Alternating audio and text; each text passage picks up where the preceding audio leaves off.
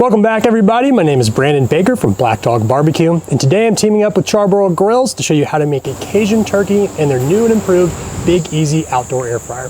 Let's check it out. Making a great turkey can be broken down into three phases. You've got the selection process, the preparation process, and then the cooking process itself. When it comes to the selection process, you want to make sure that you're choosing a turkey that's under 16 pounds because those over 16 pounds do tend to be male varieties. The male varieties do tend to be a little bit leaner, which also lends itself to being a little bit tougher meat. Now, if you're preparing for a larger crowd, what I would recommend if you need more than 16 pounds of turkey is I would just go ahead and get two, maybe get two 12-pound turkeys. That would be perfect. That way you can make enough food for everyone else, but make sure you're getting the best quality product for you and your guests. The second step of the turkey selection process is to make sure you're choosing a turkey that's plain. You don't want there to be any antibiotics, any pre-bastings, or any enhancements added. Typically, some companies will go ahead and add salt to a lot of turkeys for the preservation process and then to act as the brine that they're already creating. Personally, I like to brine my turkeys myself. That way I can do whatever flavor combination I would like, and I'll talk a little bit more about that here in just a second. Now, in my opinion, the preparation phase of making a turkey is the most important part of cooking a perfect and juicy bird. When I'm talking about the preparation phase, really what I'm talking about is brining your turkey.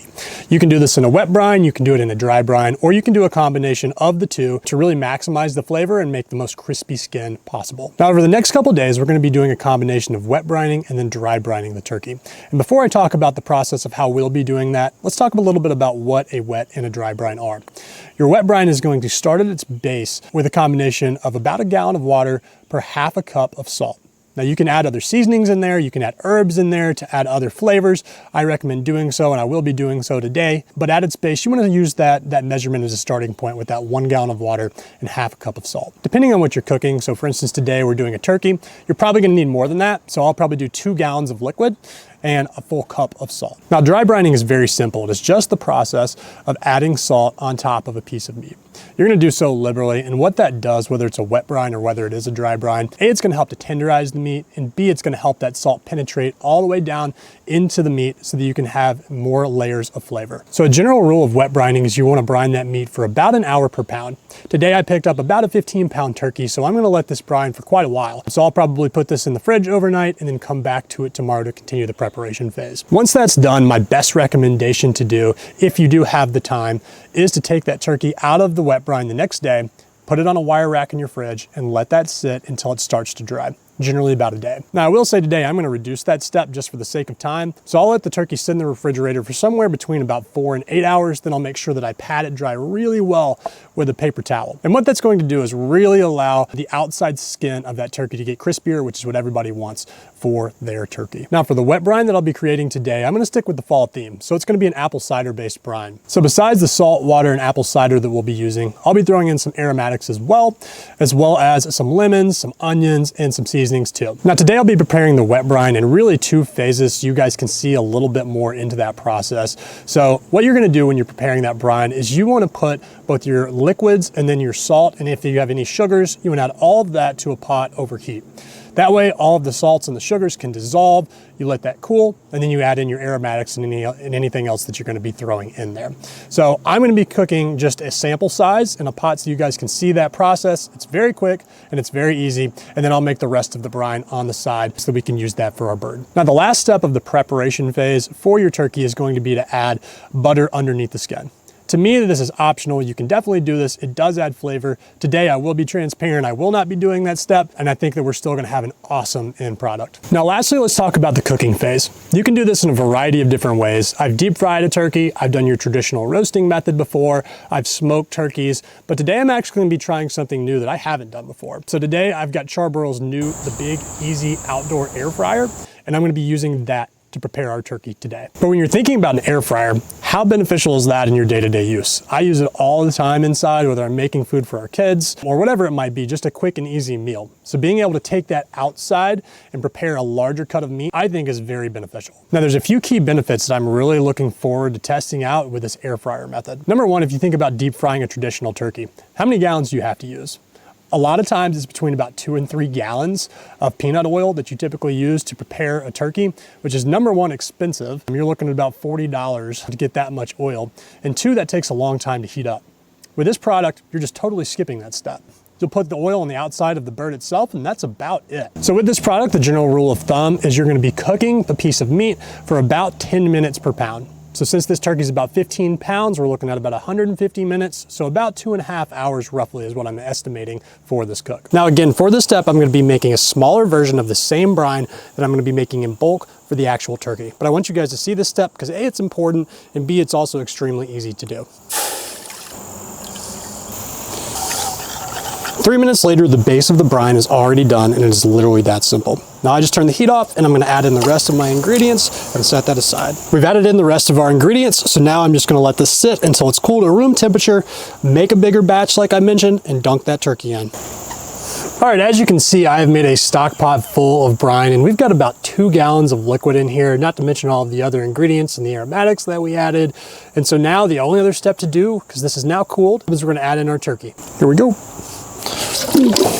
Get that fully submerged in there and we'll be good. Time to put the turkey in the fridge overnight and we'll be back to check on it tomorrow. All right, so our turkey spent the night in that wet brine that we created yesterday. So now that it's been in there for several hours, I'm gonna take the turkey out, throw it on a wire rack, and throw that back into the refrigerator so that skin can start to dry out a little bit. Jesus, that smells good. Gonna get some of that excess liquid out of there real quick. So, 2 things to note before I throw this in the fridge. Number 1, we're gonna put the turkey on the wire rack, breast side up, because that's where most of the meat that you're gonna be eating is gonna be coming from. So just by the process of gravity, when we're thinking about getting rid of that excess moisture or excess liquid, we want that to run down. Secondly, in case you were wondering why I'm using a wire rack, I know I've mentioned it a few times, I find it to be extremely beneficial because you've got that airflow underneath the turkey, but also because of the fact that as that liquid pulls down, the turkey is going to be above that. So it's not going to be sitting in any excess moisture, which helps again to dry out that skin more. All right, now that I've mentioned that, we're going to get this turkey back into the fridge and let that skin start to dry out. All right, so I just took the turkey out of the fridge. I did have a little bit of a change of plans. I decided to let that turkey sit in the refrigerator overnight. So what I'm gonna do right now is just take a paper towel and make sure just to pat this entire turkey dry to make sure there's no other excess liquid before I season it up. I wanna make sure you're getting all the cracks and crevices. All right, let's stand them up. As you can imagine, this underside is where the majority of that liquid is gonna be, just with all the liquid flowing down while it was sitting in the fridge. So we'll make sure to give this an extra good pat on the side. Lastly, don't forget about the cavity. This is most likely gonna be where the majority of that liquid is residing with any that's left. All right, so we just patted this turkey dry and got as much of that excess liquid that would still remain out as possible. And if you remember at the beginning, I mentioned doing a combination of a wet brine and a dry brine. And really that's an exaggerated dry brine and what I'm talking about with this stage of the turkey. Since we let this turkey sit in the fridge overnight, that skin's already drying out a pretty good bit. So at this point, we're just going to season it up today and let it sit outside for about 15-20 minutes so that rub can adhere. Really just giving this turkey a good season and letting that seasoning take out the remaining excess moisture. Today, I'm gonna use Creole seasoning to give this turkey a bit of a Cajun twist. I think that's gonna go really well, seeing as the wet brine that we used is more on the sweeter side. So that combination of that salty spiciness that you get from that Cajun seasoning, I think is gonna play really well in combination with the wet brine that we used, which is penetrated into the meat. I think it's gonna be an awesome combination. First things first, let's oil up the bird. We're gonna season this baby up. Don't forget to get in the legs. We tend to forget about that. Let's go over, hit the sides. All right, that turkey's good to go and we can throw this in the Big Easy air fryer. All right, so I just dropped the turkey in, and what I'm gonna do now is I'm gonna cook this for around 2 hours, right? So about every 30 minutes, I'm gonna come back and check on the turkey, make sure the legs, make sure the wings don't start to burn so that I can adjust for that if I need to. And just as a refresher, when we're talking about turkey, we're trying to get it to an internal temperature of 165 degrees is that end point. But in reality, what that is you wanna cook it to around 160 degrees, pull it out and let carryover cooking take it the final way for that extra 5 degrees. So at this point, we're just gonna let this turkey cook for a little bit and I'll be back in about 30-45 minutes to check on it and we'll go from there.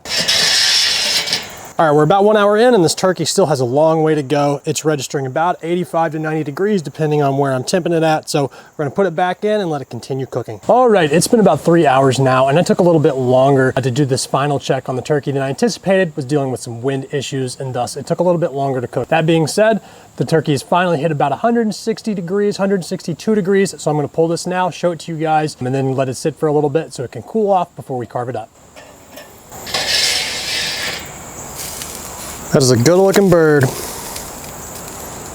All right guys, so I've just pulled the turkey out of the air fryer and I've let it sit for about 20 minutes now. Ideally, I'd let this rest a little bit longer, but it's getting close to dinner time here at the house, so I'm gonna go ahead and carve this up here in a second. But before I do that, just to rehash the whole process of making this turkey, we wet brined it overnight with that apple cider based brine. We then let it sit in the refrigerator for a night to dry, and then the next day we hit it with a Cajun seasoning rub. The cooking process did take a little bit longer than I was anticipating just because of the fact I was dealing with some heavy winds today, as well as keeping that temperature low because I wanted to play it safe and make sure that I didn't overcook the outside of this turkey. That being said, the all-around time for this turkey took about 3.5 hours in the outdoor air fryer. So now that I've recapped that, I'm gonna go ahead and carve this turkey up and dig in. When you're carving up a turkey, there is a process that'll make your life easier.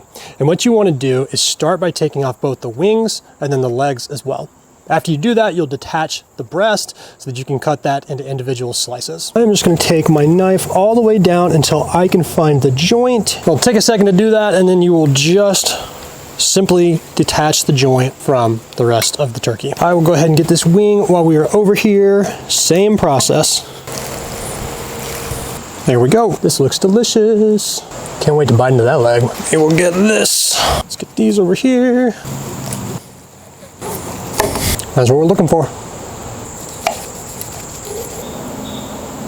All right, let's give this a try. It's pretty good. Not mad about that one bit. You can definitely taste the sweetness on from that wet brine that we put on a few days ago. The combination of that plus that exterior seasoning with the Creole seasoning is a really nice play on each other. It's a great combination. You know what I'm gonna be having for the next few days. And that concludes today's video. I hope you guys enjoyed following along as much as I enjoyed making this meal. If you did enjoy it, make sure to give it a like. And if you haven't already, make sure to hit that subscribe button to follow along with more great recipes and content that we have coming up on the channel. And until next time, happy grilling.